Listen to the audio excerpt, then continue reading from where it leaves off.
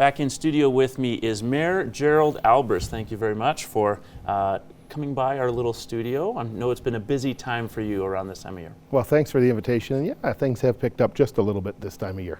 Absolutely. So as we are now in the midst of the Christmas season, has it been nice to sort of have things slow down a tinge after a very busy November with having the budget and whatnot?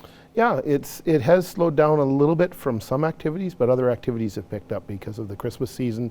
A lot of people are in a very good mood, and different gatherings and celebrations, and the invitations continue to come in. So it continues to keep it busy. If it's not during the day, it's in the evening. So that's terrific.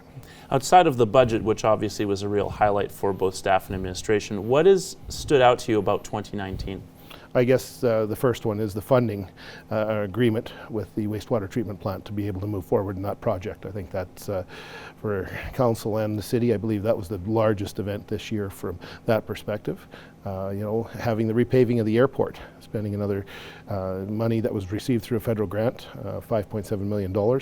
So that was another big event. And all the other work that we've done for the projects around the city. I think we've just about got everything wrapped up that we wanted to get wrapped up before Mother Nature delivered her latest edition.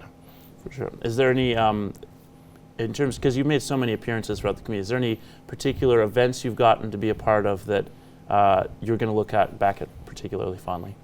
2019, there was just so many great events, and it's hard to just narrow down to one, and I always look forward to the next one. I guess that's the nifty part of my job, and I'm looking already into 2020, and we've got the summer games coming, the Saskatchewan Summer Games, and reflecting back, there was a lot of great events this year. A lot of great work went into a lot of great events, and because of volunteers, donors, and sponsors. And I think that's what makes me so proud of the city to go out and promote it, is that we have a tremendous community spirit in the city. And that community spirit will obviously be needed moving forward with some of the announcements in the past couple of months. One of them is the buildings report, which is one of the most talked about documents you've had in the community. Obviously not great news when you got it, so that's, even though it's a significant moment in 2019, what's your view on how that will shape 2020? Well, I think there's going to be a lot of discussion continuing on in 2019 and into 2020 about the priorities of the city and what we need and what we want. It really comes down to that. As we talk about Fire Hall number 1, that's a need. The building is started in the 1940s, so it's gone through some renovations, but it's reached its end of life. From some of the other buildings, certainly they've been built sooner, but we didn't get the expected lifespan out of them what we hoped. It's disappointing, but it is the reality. So I want to ensure that the community understands and has that opportunity for discussion and engagement and the ability to give us some comments, because City Council is really 7 people, but we represent the entire city. So we want to try and get a good cross-section of people's thoughts, opinions, help them understand what we're facing as a City Council, as well as the city themselves as taxpayers. How do we move forward?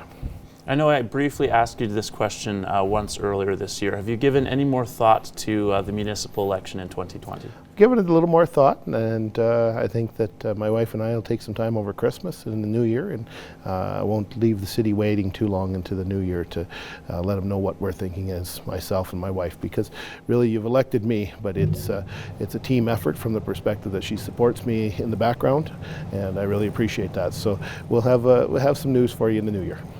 A couple of rapid fire questions before we let you go back to enjoying your Christmas time. First, who is the person in City Council that most often throws a pop culture reference in the middle of a meeting?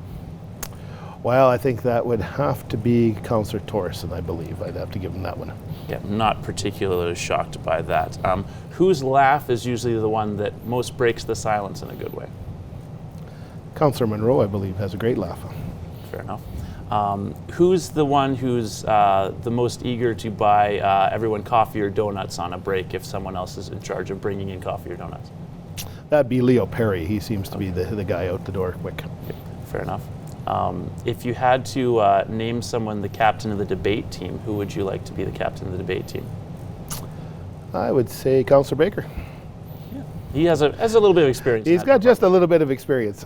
Fair enough. And we'll end with this. What will you be watching with your family this Christmas?